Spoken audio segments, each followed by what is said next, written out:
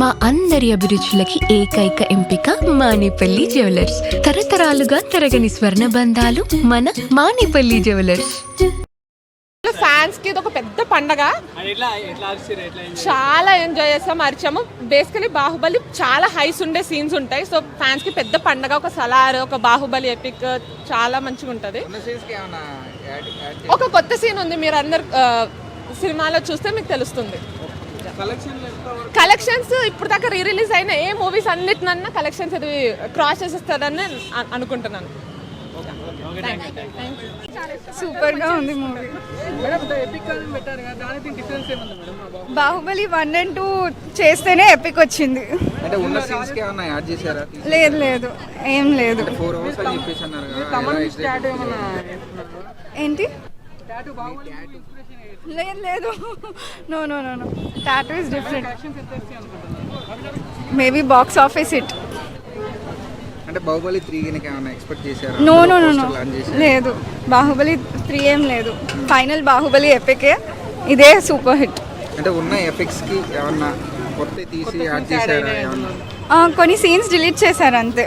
But songs కొన్ని delete చేశారు. ఒక సాంగ్ అయితే ఉంది, అది super hit.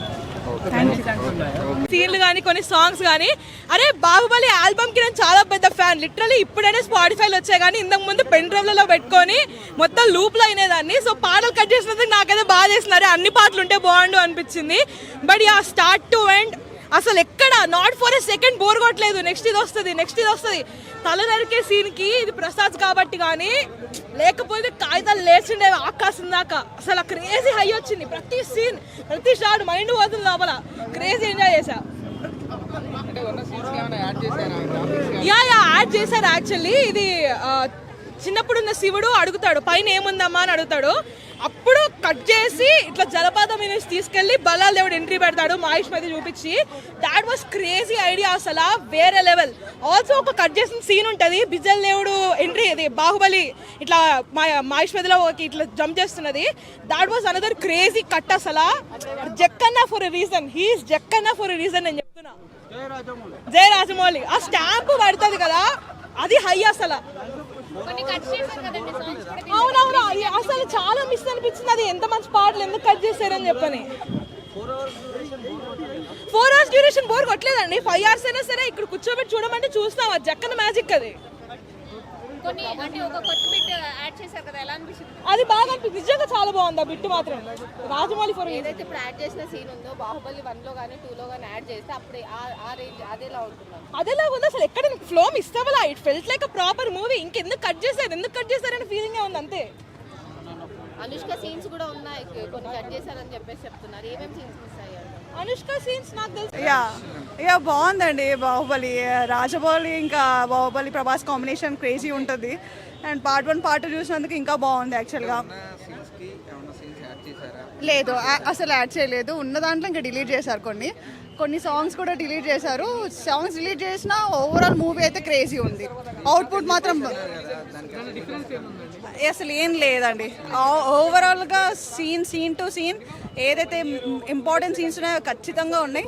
Only 3 songs and fighting scenes ఏదైతే ఉందో మన పార్ట్ 1లో ఫైటింగ్ సీన్స్ అవి డిలీట్ చేశారు. బట్ రిమైనింగ్ యాజ్ ఇట్ ఈస్గా ఉన్నాయి. So it was two crazy. And part 1 జలపాతం దగ్గర కూర్చొని బాబు చూస్తారు కదా, డైరెక్ట్ ఎంట్రీ సీన్ ప్రభాస్ అవి కొన్ని డిలీట్ చేశారు. డైరెక్ట్గా ఇవి సాంగ్స్ ఏవైతే ఉన్నాయో హోనన్న ఆ సాంగ్స్ అవన్నీ మళ్ళీ పెట్టారు. సో ఓవరాల్గా ఇట్స్ నైస్ ఎక్స్పీరియన్స్. జనరల్గా పార్ట్ 1 పార్ట్ 2 అప్పుడు కొంచెం సస్పెన్స్ అది ఇది ఉండే. బట్ ఇప్పుడు 2 కలిపి చూసినా ఇట్ వాస్ మళ్ళీ కొత్తగా చూసినట్టే ఉంది మూవీ. ప్రభాస్ అప్కమింగ్ లైనప్ చూడాలనే అనుకుంటున్నాను. సలార్ 2 ఉంది. సో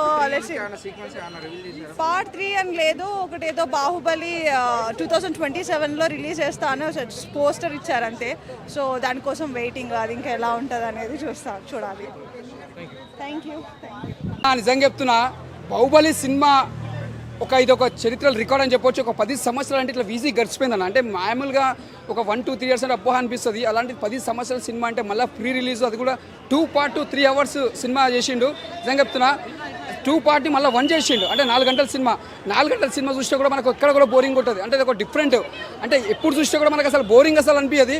అసలు ప్రభాస్ అన్న చెప్తున్నా ఈ సినిమాలో మాత్రం ఇచ్చి పడేసిన నిజంగా చెప్తున్నా అదొక బాహుబలి అంటే మన ఒక తెలుగు ఇండస్ట్రీలో మనం చాలా ప్రౌడ్గా చెప్పుకుంటారంటే ఒక బాహుబలి చెప్పుకుంటాం ఫస్ట్లో. ఎందుకంటే రాజమౌళి గారు స్టార్టింగ్లో ఒక ప్యాన్ ఇండియా మూవీ తీసిన వెంటనే ఒక బాహుబలి దాని కష్టమే ఇలా ఫలించింది కాబట్టి మళ్ళీ ప్రీ రిలీజ్ సినిమా రిలీజ్ చేసిర్రు.